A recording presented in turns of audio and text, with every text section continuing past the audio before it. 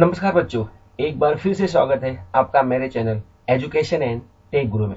बच्चों, आज का जो हमारा टॉपिक है वो है टेंस। आज हम काल के बारे में जानकारी प्राप्त करने वाले हैं।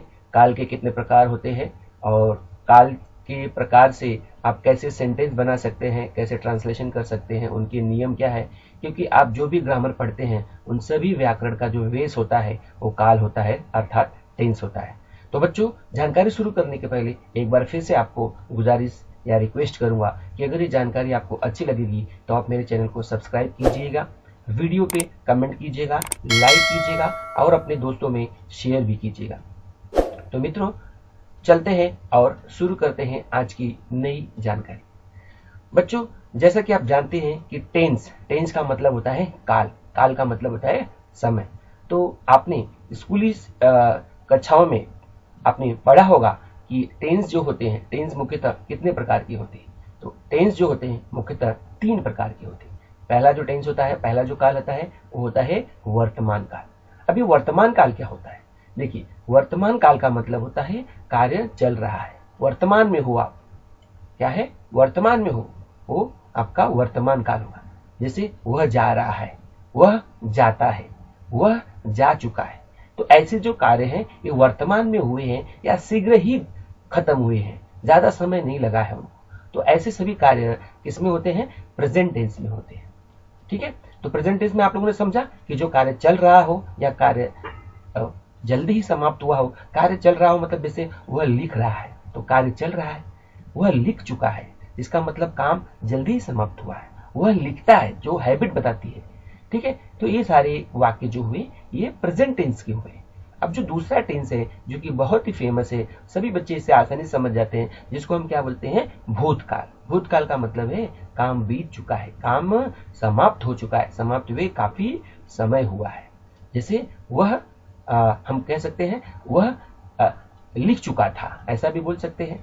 या उसने लिखा, उसने खाया, वे दौड़े।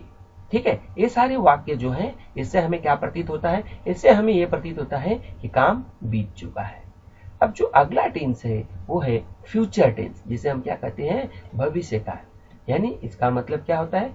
कार्य होने वाला है या बाकी है। जैसे मैं जाऊंगा, मैं लिखूंगा, राम पढ़ेगा। ठीक है, तो ऐसे सारे जो वाक्य होते हैं जिसमें काम हुआ नहीं है, काम होने वाला है, तो ऐसे वाक्य को हम क्या कहते हैं? Future tense.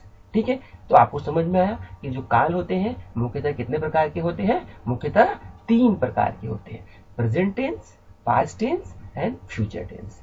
अब हम क्या करेंगे? वन बाय वन हर एक टेंस के प्रकार के बारे में विस्तार से जानकारी प्राप्त करेंगे।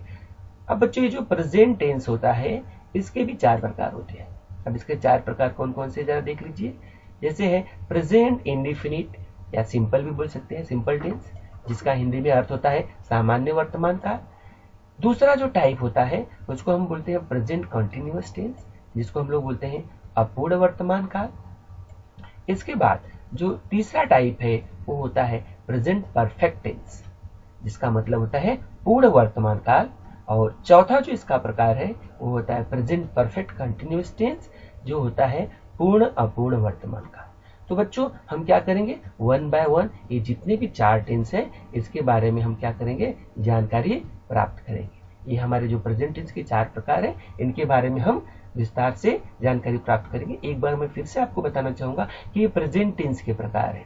अगर आपको पास्ट टेंस के प्रकार जानना है तो आप सिर्फ प्रेजेंट की जगह पे पास्ट लगा दीजिए, यानी पास्ट इंडिफिनिट टेंस हो जाएगा, वो पास्ट कंटिन्यूअस टेंस हो जाएगा, पास्ट परफेक्ट टेंस हो जाएगा और वो पास्ट परफेक्ट कंटिन्यूअस टेंस हो जाएगा। इसी प्रकार अगर आपको फ्यूचर टेंस के प्रकार जानना है तो आप खाली प्रेजेंट को फ्यूचर से रिप्लेस कर दीजिए, यानी फ्यूचर इंडिफिनिट टेंस हो जाएगा, फ्यूचर कंटिन्यूअस टेंस हो जाएगा, फ्यूचर परफेक्ट टेंस हो जाएगा, तो and future perfect continuous tense हो जाएगा। तो बच्चों, टोटल कितने टेंस हो गए? अगर हमने देखा कि मुख्यतः टेंस 3 प्रकार के हैं और हर एक के 4-4 प्रकार हो रहे हैं, तो अब टोटल कितने टेंस हो गए? तो हर एक के 4 प्रकार है, मतलब कितने हो जाएंगे टोटल? 12। 4 + 4 + 4 मतलब कितने हो जाएंगे? टोटल 12 टेंस हो जाएंगे। और आज हम क्या करेंगे? यानी टोटल 12 में से आज हम पहले टेंस के बारे में जानकारी प्राप्त करेंगे। जो पहला वाला टेंस है बच्चों, उसका नाम क्या है? उसका नाम है प्रेजेंट का जो पहला टेंस है वो है प्रेजेंट इंडेफिनिट और सिंपल टेंस, वो भी बोल सकते हैं। ठीक है। अभी ये जो प्रेजेंट इंडेफिनिट टेंस है, यानी जो प्रेजेंट टेंस का पार्ट है, पहला पार्ट है, अब हम जानने की कोशिश करेंगे कि इसमें होता क्या है। तो बच्चों जो इसके वाक्य रहते हैं, इसमें कार्य के पूर्ण या अपूर्ण होने का ज्ञान नहीं होता है। ये जो टेंस के वाक्य होते हैं, इसमें हैबिट यानी आदत, ऐसा प्रतीत होता है कि एक आदत रिफ्लेक्ट करता है। इसमें आपको किसी व्यक्ति की आदत का अनुभव होगा। और ऐसे वाक्य के अंत में क्या आता है, ता है, ती है, ते है, ता हो, ये सब आएगा, इत्यादि आएगा। जैसे वे जाते हैं, ठीक है, तो लास्ट में ते आया। वह खाना खाती है, तो अंतिम शब्द देखोगे तो ती है, ठीक है। तो मतलब ऐसे टेंस के जो वाक्य रहेंगे उनकी पहचान बहुत ही आसान है, ठीक है। और हम वाक्य को अगर देखते हैं तो वहां पे हमें हैबिट लगता है, वह जाता है, एक हैबिट लगती है, एक हैबिट का भाव प्रकट हो रहा है, ठीक है। अब आइए, अब हम क्या करेंगे, इस टेंस में 3 वाक्य पढ़ेंगे। पहला जो वाक्य है, सेंटेंस है, 3 सेंटेंस, अफर्मेटिव सेंटेंस जिसको असर्टिव सेंटेंस भी कहा जाता है, नेगेटिव सेंटेंस नकारात्मक वाक्य, और तीसरा है इंट्रोगेटिव सेंटेंस। हर टेंस में आपको ये 3 वाक्य पढ़ने हैं, ठीक है। तो चलिए सबसे पहले हम लोग नियम देख लेते हैं कि जो अफर्मेटिव सेंटेंस या उसको पॉजिटिव सेंटेंस भी कहा जाता है या इसको सरल वाक्य भी कहा जाता है, ये कैसे पता चलेगा, इसके क्या नियम है, ठीक है। तो जो सरल वाक्य है, जो उसके नियम क्या है, सरल वाक्य के अगर नियम देखोगे तो सबसे पहले लिखा जाता है सब्जेक्ट, ठीक है। सबसे पहले क्या लिखा जाएगा, सब्जेक्ट, फिर लिखा जाएगा वर्ब यानी क्रिया जिसको बोलते हैं, फिर लिखा जाएगा ऑब्जेक्ट, और फिर लिखा जाता है कॉम्प्लीमेंट। कॉम्प्लीमेंट का मतलब होता है पूरक वाक्य।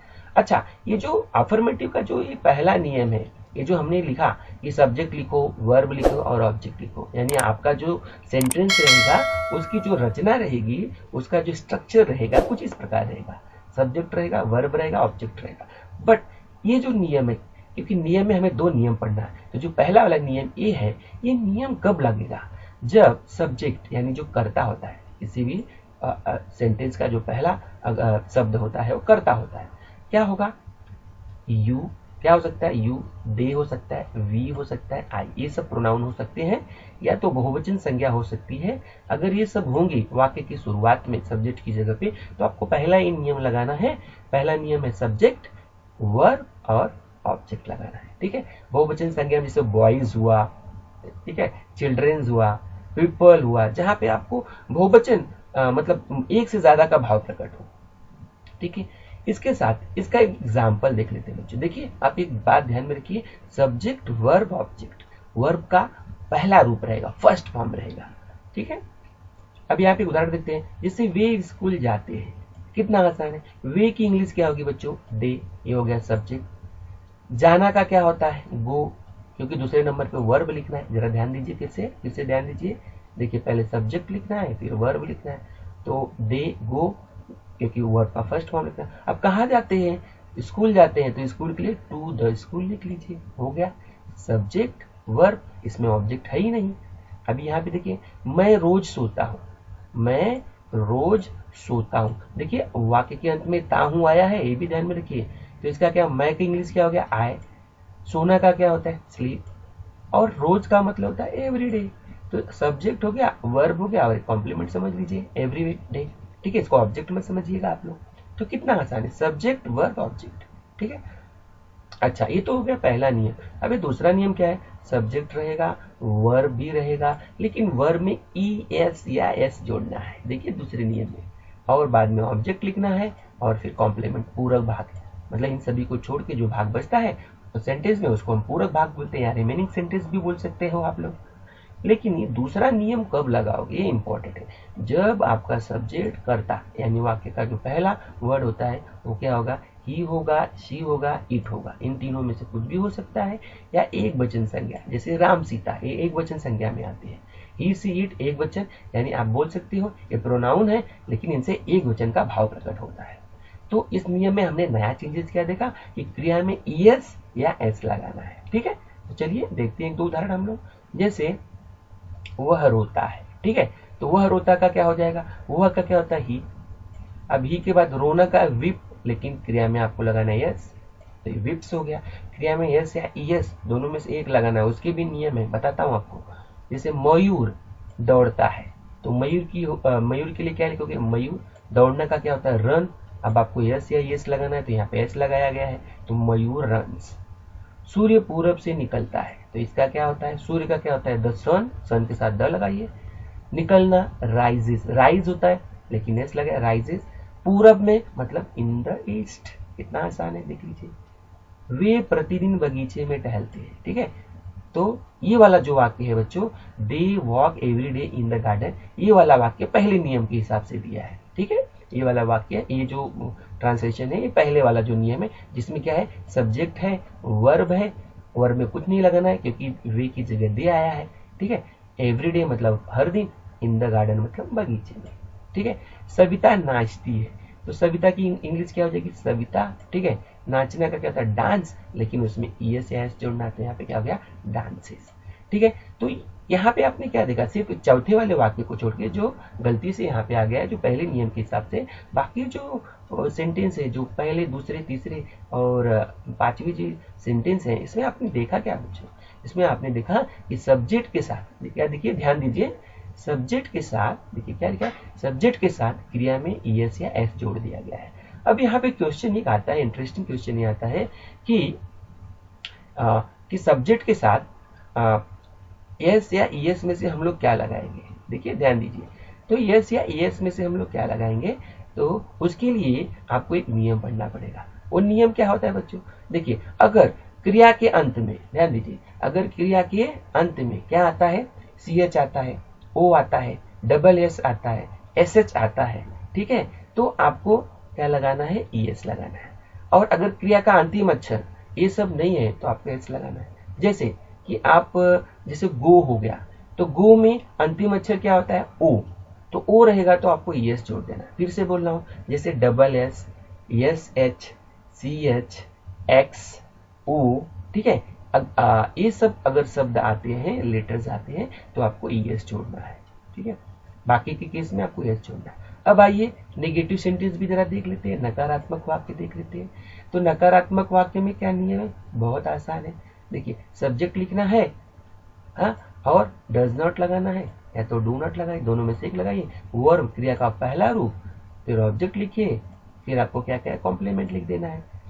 डज नॉट, एक ध्यान दीजिए, डज नॉट या डू नॉट आने पर क्रिया में ईएस या यस नहीं लगाना है, ठीक है, नहीं लिखना है। और एक बात और आपको ध्यान में रखना है, एक बात क्या ध्यान में रखना है, मैं आपको बताना चाहूंगा कि देखिए, आपको एक चीज दिमाग में आपको बैलेंस कर लेना है, दिमाग में बैठा लेना है कि देखिए, ये जो सर्वनाम होते हैं, ही सीट, ये जो सर्वनाम ही सीट होते हैं, जो सिंगुलर नाउन्स होते हैं, जिन्हें हम क्या कहते हैं, एक वचन संज्ञा भी कहते हैं, इनके साथ हमेशा आपको डज नॉट लगाना है। क्या लगाना है, आपको डज नॉट लगाना है। और यू, दे, आई, वी तथा बहुवचन जो संज्ञा होती हैं, उनके साथ आपको क्या लगाना है, डू नॉट का प्रयोग करना है, डू नॉट का प्रयोग करना है। अब इसके कुछ उदाहरण हम लोग देख लेते हैं, कुछ उदाहरण देखेंगे तो आपको अच्छे से समझ में आ जाएंगे। देखिए, जैसे लिखा है, वह बाजार नहीं जाता है, तो वह की इंग्लिश क्या होती है, ही। अब ही के हिसाब से लगेगा डज नॉट, क्योंकि एक वचन है। और जाना, जाना का क्या होता है, गो, गो का फर्स्ट फॉर्म है। कहाँ नहीं जाता है, बाजार, टू द मार्केट, ठीक है। तो सब्जेक्ट हो गया, डज नॉट हो गया, वर्ब हो गया, बाद में जो बचा वो आपका कॉम्प्लीमेंट वाला भाग हो गया। फिर इसके बाद आपको क्या करना है, इसके बाद आपको एक छोटी सी चीज फिर से आपको ध्यान रखना है कि अगर वाक्य में, देखिए दूसरा वाक्य, मैं पुस्तक नहीं पढ़ता हूँ, ध्यान दीजिए, तो अभी इसमें क्या हो गया, मैं की इंग्लिश क्या होगी, आई। अब आई के हिसाब से क्या लगेगा, डज नॉट की डू नॉट, डू नॉट लगेगा, क्योंकि नियम बताया गया, I do not read a book, तो मैं पुस्तक नहीं पढ़ता। फिर से एक बार देख लीजिए बच्चों, आपको क्या लगाना है, यू, दे, आई, वी तथा बहुवचन के साथ डू नॉट लगाना है, और बाकी ही, सी, इट तथा सिंगुलर एक वचन के साथ क्या लगाना है, डज नॉट लगाना है, ठीक है। अब यहाँ आइए, अब देखिए, मैं कभी भी किसी को गाली नहीं देता हूँ, तो अभी यहाँ पे कभी अगर वर्ड आएगा तो आपको लिखना है आई। अब डू नॉट लिख के आप लिखोगे नेवर अब्यूज एनीबडी, एनीबडी मतलब किसी को, ठीक है। राजू अपने शिक्षक की आज्ञा नहीं मानता है। अब देखिए इसका ट्रांसलेशन क्या होता है, राजू, देखिए क्या ट्रांसलेशन है, राजू के साथ क्या लगेगा, डज नॉट, आज्ञा मानने का मतलब ओबे, किसकी आज्ञा नहीं मानता है? हिज टीचर, अपने शिक्षक की आज्ञा नहीं मानता है। तो सब्जेक्ट हो गया, फिर यहाँ डज नॉट लगाए, क्रिया लगाए और बाकी का भाग लिखे आपने। यहाँ पे देखिए अंजलि पत्र नहीं लिखती है, अब ये क्या हो जाएगा? अंजलि के लिए अंजलि लिखिए, फिर अंजलि क्या है? एक वचन, उसके साथ लगेगा डज नॉट। लिखना का क्या होता है? राइट। क्या नहीं लिखती है? पत्र और लेटर। हो गया, कितना आसान देखिए ट्रांसलेशन। ठीक है, नियम को फॉलो करते हुए चलिए। सब्जेक्ट डज नॉट, फिर वर्ब, वर्ब का फर्स्ट वर्ब।